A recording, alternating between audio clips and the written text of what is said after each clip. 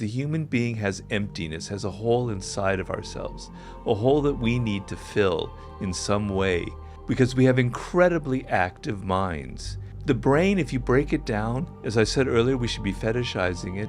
If you study the brain in a larger sense, it's absolutely astounding.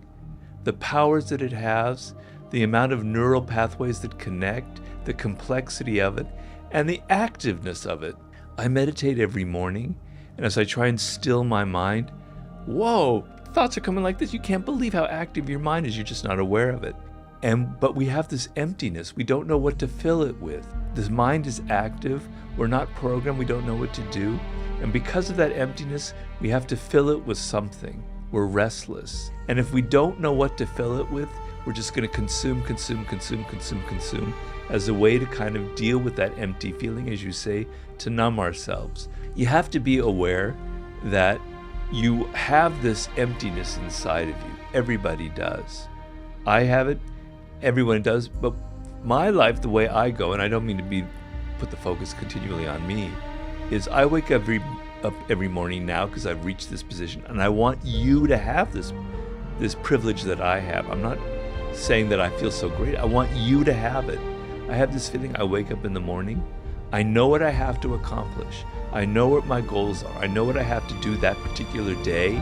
I know what I have to do that particular week. These are the things that I can do to fill that emptiness, to program, to give myself a purpose, to have that North Star that you're talking about. And yes, within those parameters, I can waste some time reading about the Lakers, or I can read articles that have nothing to do with my life. I can waste time, but I have a general parameter. I don't have that gnawing emptiness that has to be continually filled by consuming.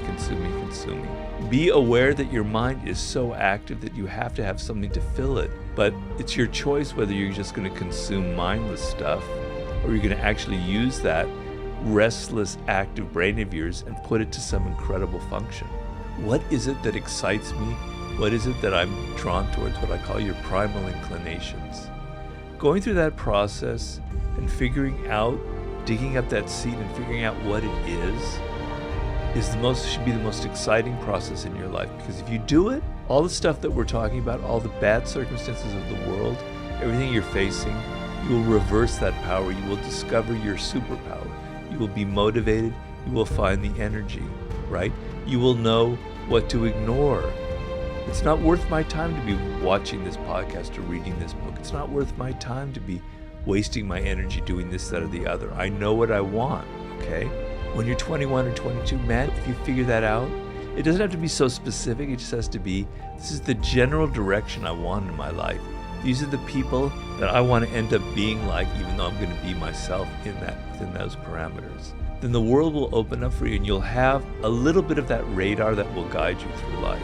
If you're 30 years old, it's different. At 30 years old, you go through the thing of, where did I go wrong? Because you wouldn't be going through this process unless you went wrong. If you're going right, then you can ignore everything. Most likely, where did I go wrong? Why am I in this shit job? Why am I unhappy? Why am I drinking? Why am I addicted to this, that, or the other thing? My frustration, my unhappiness is speaking to me. It's telling me something. So oftentimes, you choose a wrong path for reasons that have to do with money, with what you think is status, what other people think is cool.